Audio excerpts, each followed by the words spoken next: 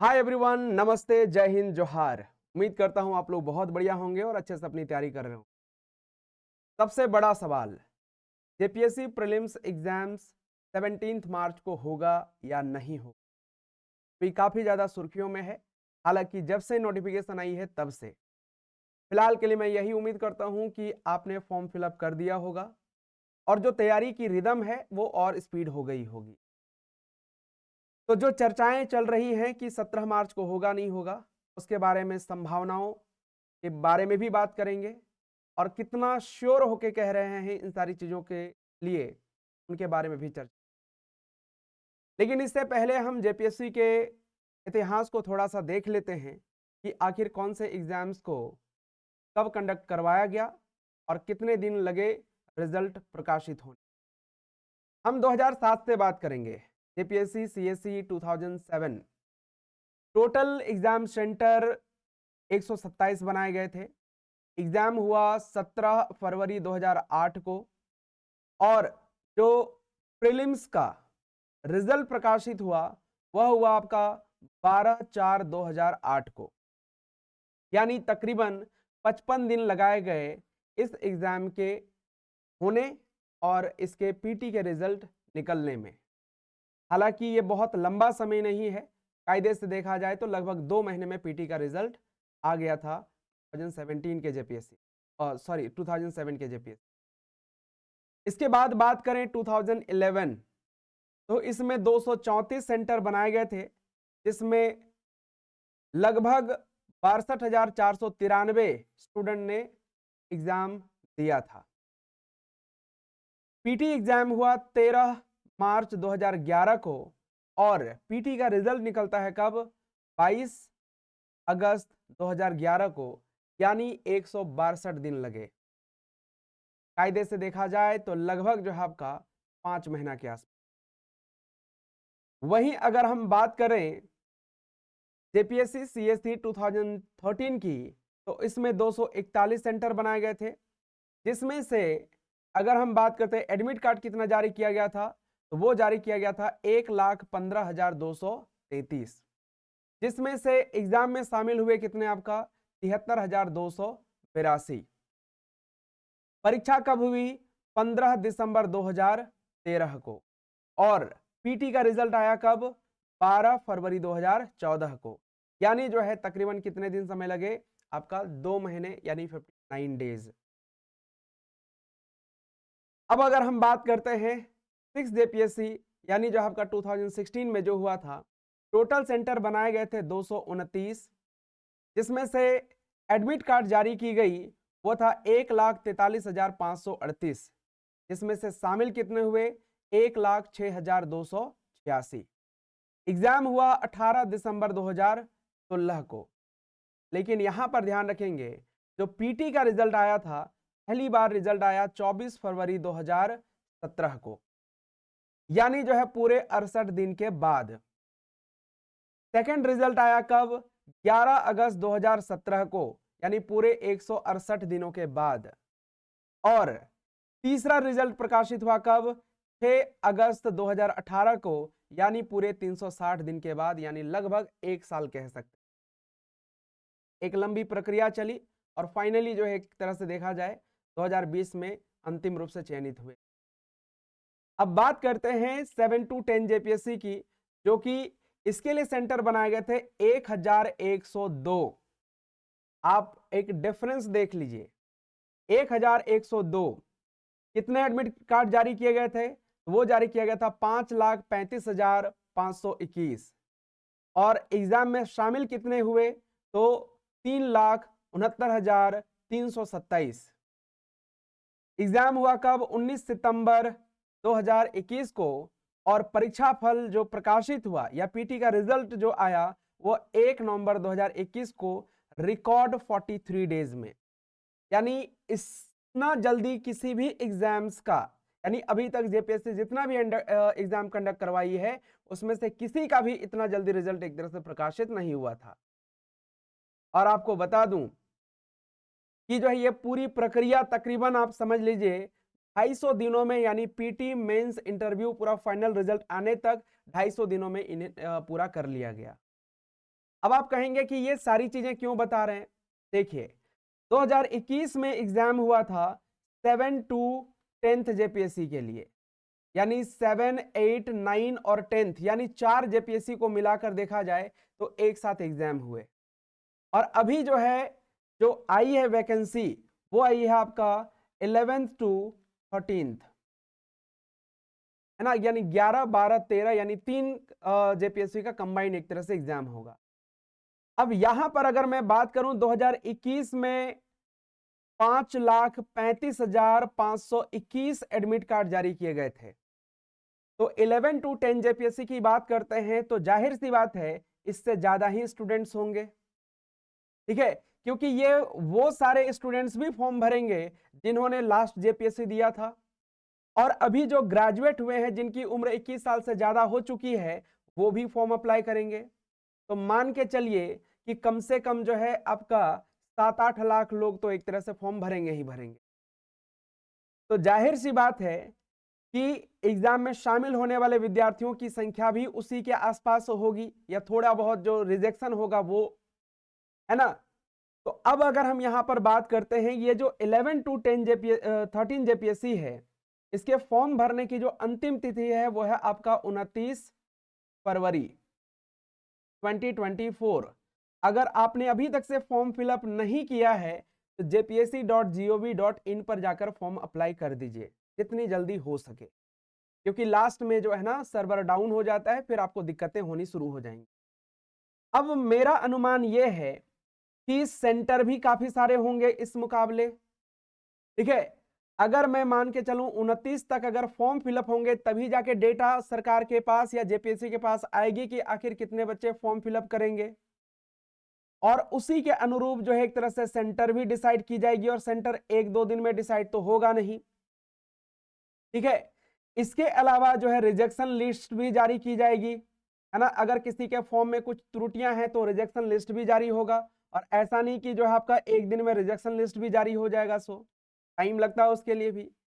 इसके अलावा अगर हम बात करते हैं तो अगर मान लेते हैं कि थोड़ी बहुत त्रुटियों के कारण किसी का रिजेक्शन हुआ है तो हो सकता है जेपीएससी एडिट करने का भी ऑप्शन दे, हो सकता है, अभी तक से कहीं पे मेंशन नहीं है, लेकिन एडिट करने का भी ऑप्शन दे। तो मान के चलता हूं मैं 2 दिनों के लिए या 3 दिनों के लिए एडिट करने का भी ऑप्शन दे सकते हैं ये लोग।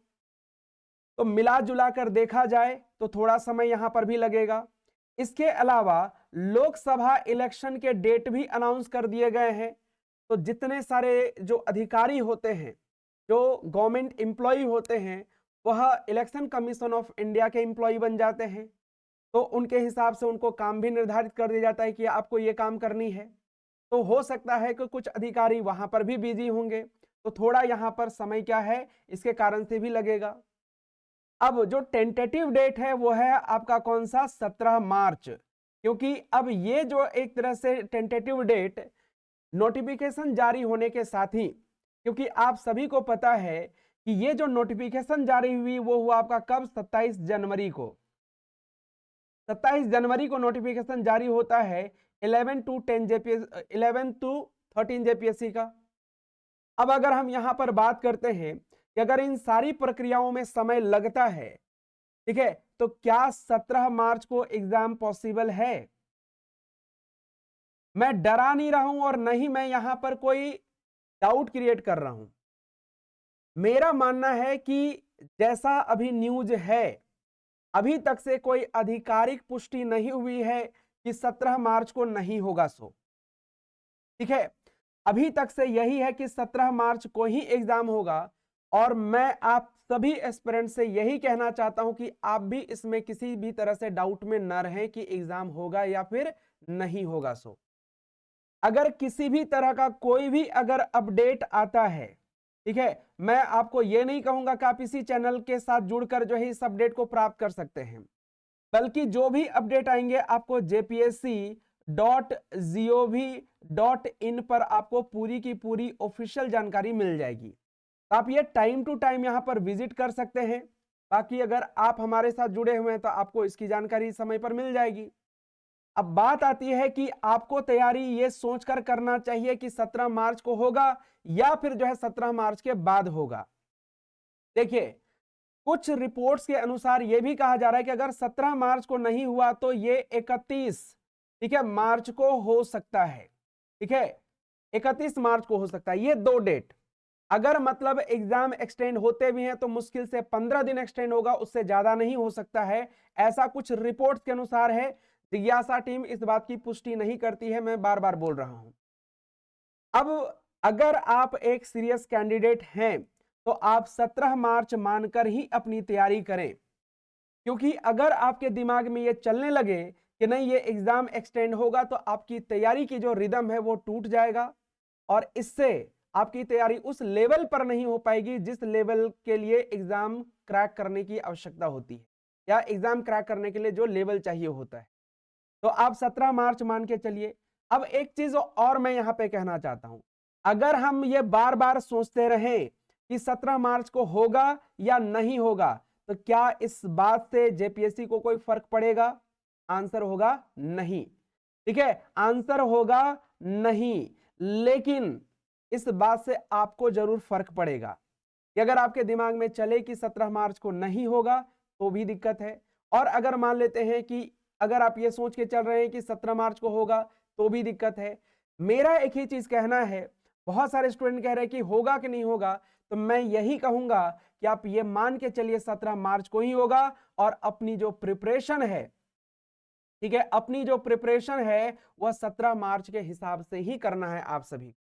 ठीक है, अब मैं यहां पे कुछ बातें आपको कहना चाहता हूं कि जो जीएस पेपर 1 है, ठीक है, जीएस पेपर 1 जहां पर आपको विशेष ध्यान देना है कौन कौन सा, एक तो आपका हो गया हिस्ट्री पार्ट हो गया, एक आपका जो है स्टैटिक जीके हो गया, है ना, स्टैटिक जीके जो मिसलेनियस वाला पोर्शन है, स्टैटिक जीके के साथ ही आपका जो है करंट अफेयर्स, इस पर भी विशेष ध्यान देना है। ठीक है, करंट अफेयर्स। इसके अलावा अगर हम बात करते हैं तो जब आप करंट अफेयर्स कवर करेंगे तो स्टैटिक जीके भी कवर होता जाएगा, इकोनॉमी वाले पार्ट में सस्टेनेबल डेवलपमेंट वाला टॉपिक आपका कवर होता जाएगा, इसके अलावा ज्योग्राफी में सोशल एंड डेमोग्राफिक ज्योग्राफी है वो आपका कवर होता जाएगा। ठीक है, इसके अलावा अगर हम देखें तो पॉलिटी के कुछ चीजें भी आपकी कवर होती जाएंगी अगर आप करंट अफेयर्स सही से करते हैं तो इन 3 चीजों पर विशेष आपको ध्यान देनी है। इसके अलावा जीएस पेपर 2 की बात करते हैं तो इसमें जो मेजर सेक्शन है, ठीक है, उसका कंसेप्ट पढ़ने के साथ जितना ज्यादा हो सके उससे रिलेटेड एमसीक्यूज सॉल्व कीजिए, है ना, एमसीक्यूज सॉल्व कीजिए।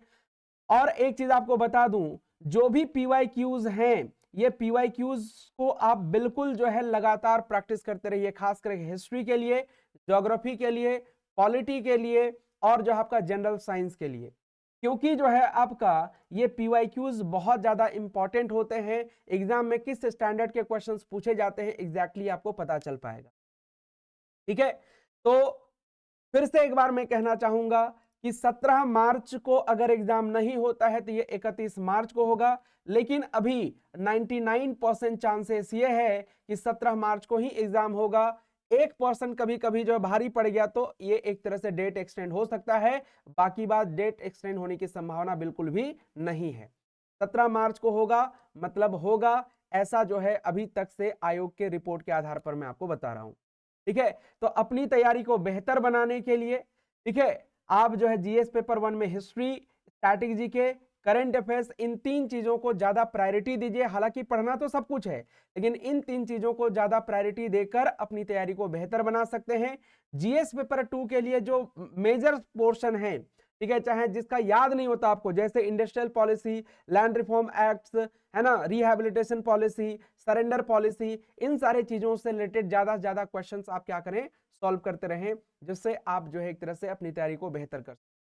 हालांकि इसके अलावा आप हमारी कोर्सेस भी ज्वाइन कर सकते हैं। मात्र 1399 रुपए में पेपर 1 एंड पेपर 2 की कंप्लीट तैयारी करवाई जा रही है, जो कि बाइलिंगुअल बैच होगा, जिसमें आपको एक तरह से पीडीएफ नोट्स भी मिल रहा है। ठीक है, आपका डेली लाइव क्लासेस भी हो रही हैं।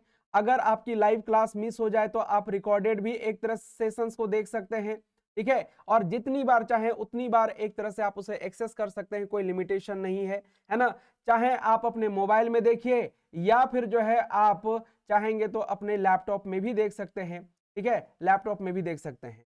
बस आपको करना यह है कि जो जिज्ञासा लर्निंग ऐप है उसे डाउनलोड करनी है प्ले स्टोर से, ठीक है। उसका लिंक डिस्क्रिप्शन में एज वेल एज कमेंट में भी आपको पिन किया हुआ मिल जाएगा, ठीक है। तो यहां से आप ज्वाइन कर सकते हैं या फिर एप्लीकेशन को डाउनलोड कर सकते हैं और मात्र 1399 रुपए में इस बैच में एनरोल करवा सकते हैं। हालांकि अधिक जानकारी के लिए आप इस नंबर पे भी संपर्क कर सकते हैं। बाकी अगर आपकी तैयारी हो चुकी है और सिर्फ आप टेस्ट सीरीज लगाना चाहते हैं तो बिल्कुल पेपर 1 के 10 और पेपर 2 के 10 टेस्ट सीरीज आपको मिल रहा है सिर्फ और सिर्फ कितने में, 349 में। बाइलिंगुअल टेस्ट है, यानी हिंदी और इंग्लिश दोनों ही मीडियम में।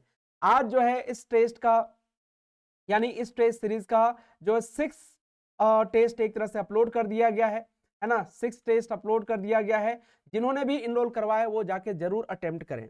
इसके अलावा कोई भी जानकारी चाहिए होगा तो आप 8789885197 पे संपर्क भी कर सकते हैं। बाकी एक बार फिर से मैं जाते जाते बता दूं कि अभी तक से कोई ऐसा ऑफिशियल नोटिफिकेशन जारी नहीं किया गया है या ऑफिशियल एक तरह से नोटिस जारी नहीं किया गया है जिसमें कहा गया हो कि 17 तारीख को एग्जाम न होकर डेट आगे बढ़ रहा है। इसलिए जितने भी एस्पिरेंट्स हैं सभी से नम्र निवेदन है कि 17 मार्च को ही एग्जाम होगा, ये मान के चलिए और अपनी तैयारी बेहतर कीजिए। क्योंकि अगर आप बहुत ज्यादा इसके बारे में सोचेंगे तो भी कोई फायदा नहीं है और अगर न भी सोचे तो भी कोई फायदा नहीं है, लेकिन एक चीज पर सोचने पर आपको फायदा मिलेगा, वो है अपनी तैयारी को बेहतर कैसे की जाए, ठीक है। तो मैं उम्मीद करता हूं कि आपको यह बात समझ में आई होगी और अब आप कांस्टेंट होकर अपनी तैयारी पर फोकस करेंगे। बाकी बात एग्जाम जब भी होना होगा आप बेहतर करेंगे। मेरी शुभकामनाएं, हमारी टीम की पूरी शुभकामनाएं आपके साथ है। बहुत बहुत धन्यवाद सभी को। जय हिंद, जोहार झारखंड।